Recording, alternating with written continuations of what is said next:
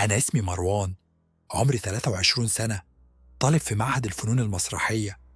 عمري ما كنت مؤمن بالخرافات ولا القصص اللي الناس بتحكيها عن الأماكن المسكونة. كنت شايفها مجرد أوهام، حاجات ناس بتختلقها عشان تضيف شوية غموض وإثارة لحياتها العادية. بس اللي حصل معايا غير كل حاجة. الحكاية بدأت لما كنت في السنة التالتة في المعهد، وكنا بنجهز لمسرحية تخرج دفعتنا. المسرح الرئيسي اللي كنا بنتمرن فيه كان مبنى قديم جدا، مر عليه أكتر من 100 سنة. كان في طابع كلاسيكي، كأنك دخلت فيلم قديم أبيض وأسود. الخشب بتاع الكراسي والمسرح نفسه كان بيصرف أصوات غريبة كأنه بيئن، بس إحنا اتعودنا على ده. في يوم كنت متأخر في المسرح، كنت آخر واحد موجود. كنت بقلب في نص المسرحية وأحاول أحفظ دوري كويس. الهدوء كان مخيفة، كنت سامع صوت أنفاسي وأنا لوحدي. فجأة سمعت صوت تصفيق جاي من القاعة. قفلت الورق بسرعة وبصيت حواليا. المسرح كان فاضي تماما. قلت يمكن حد من زمايلي نسي حاجة وارجع ياخدها. ندهت بصوت عالي: في حد هنا؟ مفيش رد.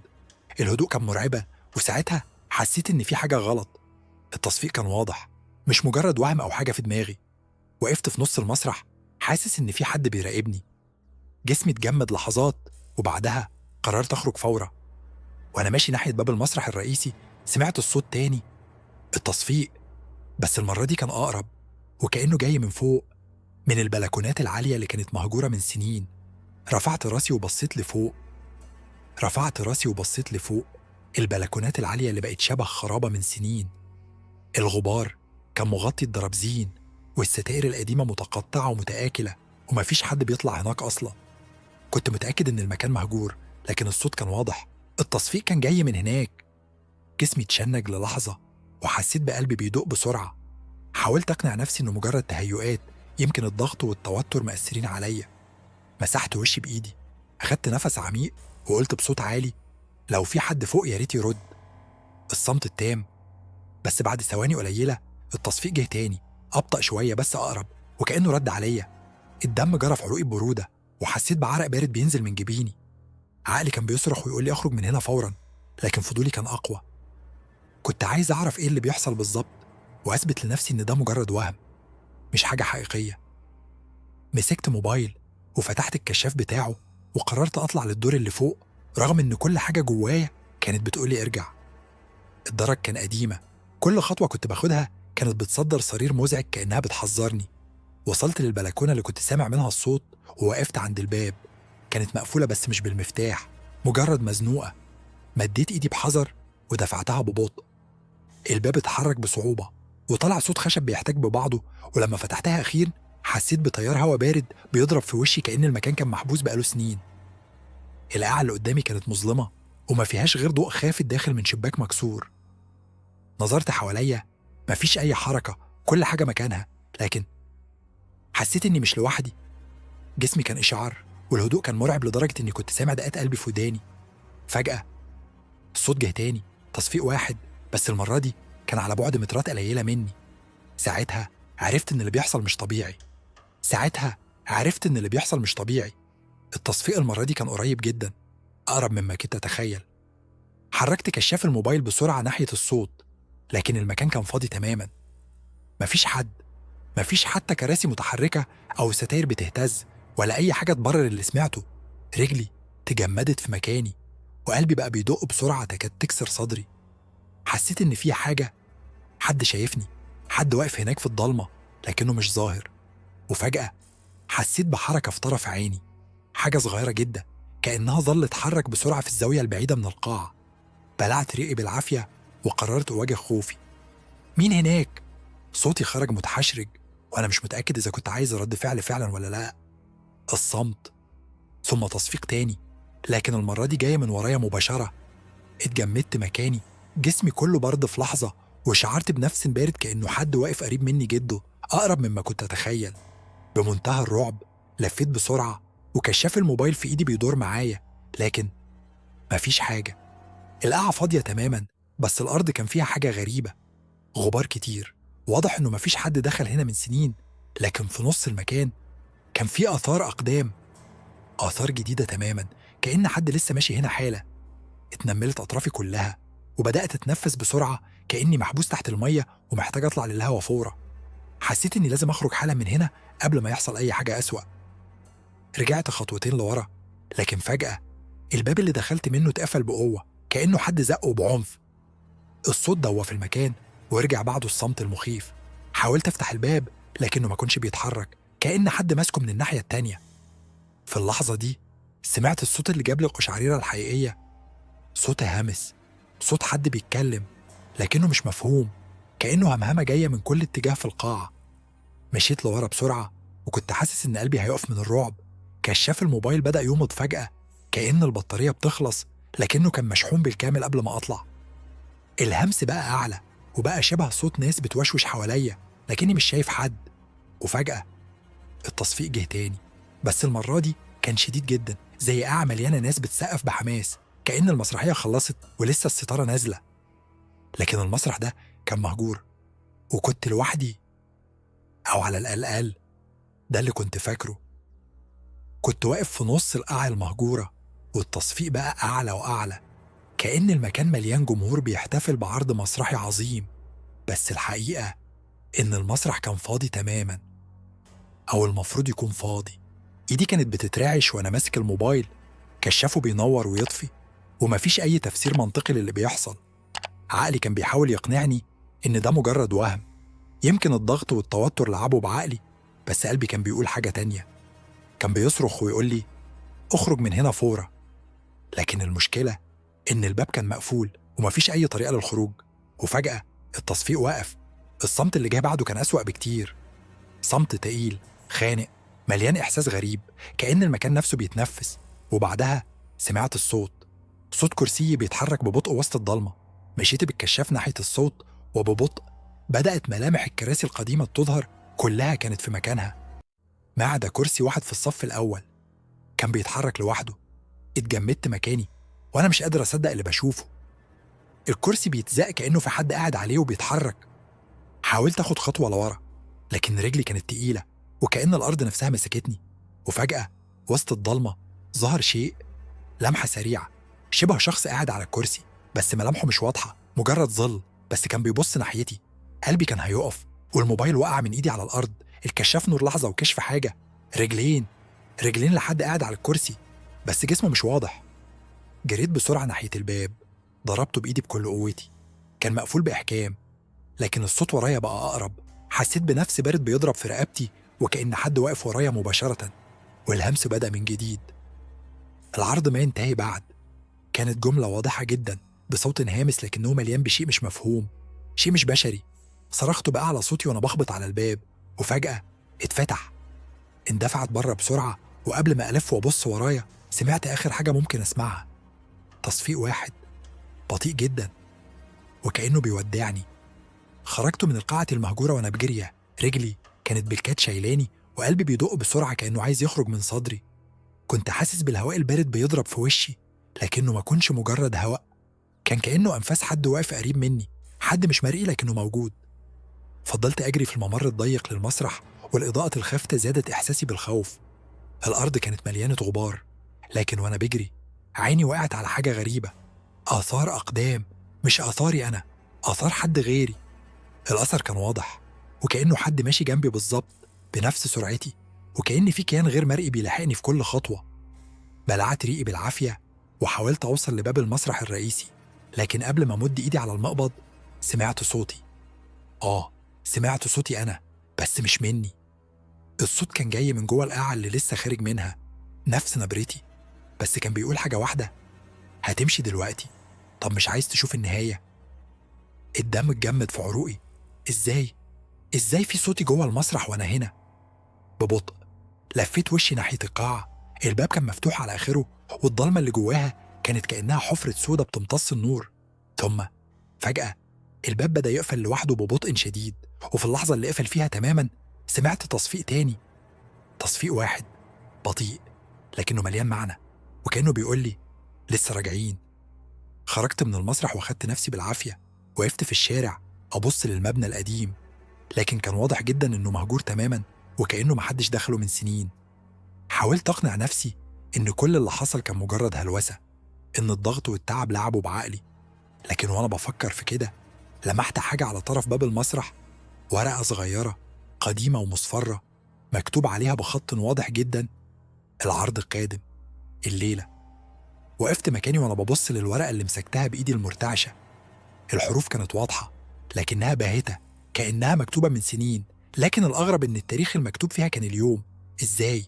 المسرح مقفول من زمان ومفيش أي عروض فيه. ببطء بصيت ورايا ناحيته. الإضاءة الخافتة للشارع كانت بالكاد بتكشف ملامحه المهجورة، لكن رغم كده كان عندي إحساس غريب إنه مش فاضي، كأن حد واقف جوه وبيبص عليا من الضلمة. المفروض أجري، أهرب، مرجعش أبص ورايا، لكن الفضول قتلني. بإيد مرتعشة فتحت الموبايل، حاولت أبحث عن تاريخ المسرح ده، كنت لازم أعرف إيه اللي بيحصل. ظهر لي مقال قديم فيه صورة للمسرح قبل ما يقفل. كانت صورة قديمة أبيض وأسود، لكن كان فيها حاجة غريبة جدا.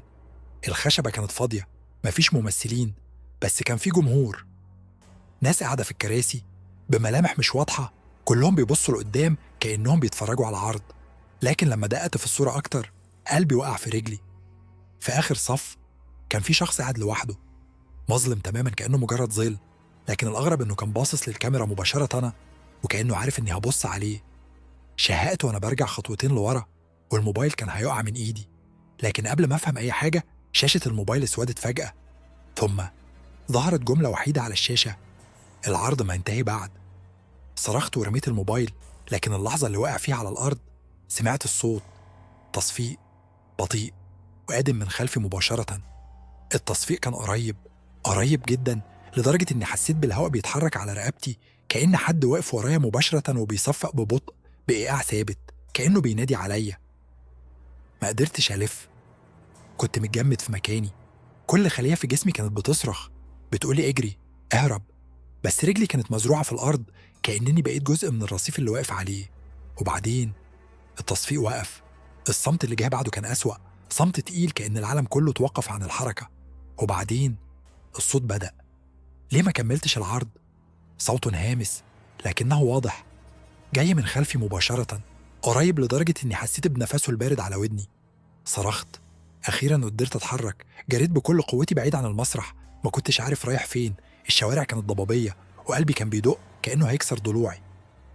بعد دقايق حسيت إني بعيد كفاية، وقفت ألهث حاسس بجسمي كله بيتصبب عرق. رفعت راسي وبصيت حواليا، لكن الدم تجمد في عروقي. كنت واقف قدام المسرح. إزاي؟ أنا جريت بعيد، أنا متأكد، لكن هو المبنى قدامي بنفس الباب المقفول وبنفس الظلام اللي جواه. وقبل ما أفهم أي حاجة الباب اتفتح لوحده ببطء. الضلمة جواه كانت سوداء تماما، لكن في وسطها ظهر شيء. كان نفس الكرسي اللي شفته بيتحرك جوه الجاعة، لكنه المرة دي ما كانش فاضي، كان في شخص قاعد عليه، مش واضح، مجرد ظل، لكن كنت عارف إنه باصص عليا. وبعدين رفع إيده وبصوت بطيء وعميق قال جملة واحدة: اتفضل، العرض لسه مستمر. الهواء كان بارد، بارد لدرجة حسيت برجلي بتترعش، مش بس من الخوف لكن من إحساس غريب كأن الضلمة اللي جوه المسرح بتسحبني ليها. الشخص اللي كان قاعد على الكرسي ما كانش بيتحرك، مجرد ظل، لكن عيونه، لو كان عنده عيون أصلا، كانت بتخترقني. ببطء بدأ يرفع إيده وأشار لجوه المسرح: اتفضل. الصوت كان واضح لكنه مش طبيعي، كأنه مش صوت شخص واحد، بل أصوات كتيرة متداخلة، زي ناس كتير بتتكلم في نفس الوقت. قلبي كان هيوقف، عقلي كان بيصرخ بيحاول يقنعني أهرب، بس رجلي ما استجابتش. وأكتر حاجة خوفتني إني حسيت برغبة غريبة، رغبة إني أدخل جوه المسرح. حسيت بإيدي بتتمدد للأمام لوحدها، كأن شخص مغيب، دماغي مش ملكي. كنت بتقدم خطوة ورا خطوة ناحية الباب المفتوح لحد ما بقيت عند العتبة. الأرضية الخشبية صرت تحت قدمي. المسرح كان بارد بطريقة غريبة، كأنني دخلت بعد تاني مش مكان عادي. وبعدين فجأة الأضواء اشتغلت، كل أنوار المسرح اتولعت مرة واحدة، والقاعة اللي كنت فاكرها مهجورة كانت مليانة. صفوف الكراسي كانت مليانة بناس، لكنهم ما كانوش بيتحركوا، مجرد أشكال رمادية وجوهم مش واضحة، لكن كلهم كانوا باصين عليا. الراجل اللي كان قاعد على الكرسي في الأول ظهر فجأة على المسرح. أخيرا الممثل وصل. وبعدين تصفيق، تصفيق عالي جدا صاخب، زي ما يكون آلاف الأشخاص بيصفقوا في نفس اللحظة، وبصوت واحد كلهم قالوا: ابدأ العرض. التصفيق كان مدون، كأن القاعة مليانة آلاف المتفرجين، لكن لما بصيت حواليا الكراسي كانت فاضية، لكن الصوت كان حقيقي، كان بيحاوطني من كل اتجاه، كأنه جاي من الجدران، من الأرض، من الهوا نفسه. الراجل اللي كان واقف على المسرح اتقدم ناحيتي بخطوات بطيئة، عيونه أو الفراغ اللي مكانها كانت بتخترقني، وابتسم: اتفضل، الدور بتاعك. دوري؟ صوتي كان مهزوزا، بيرلي طالع من حلقي. أيوة، انت الممثل اللي كلنا مستنيينه. حسيت بجسمي بيتجمد، ايدي كانت بتترعش، عقلي بيحاول يستوعب، بس كل حاجة حواليا كانت ضد المنطق. أنا مش ممثل. الراجل ابتسم أكتر، ابتسامة واسعة بشكل مرعب. دلوقتي بقيت. وبسرعة مرعبة مد إيده وسحبني لقدام.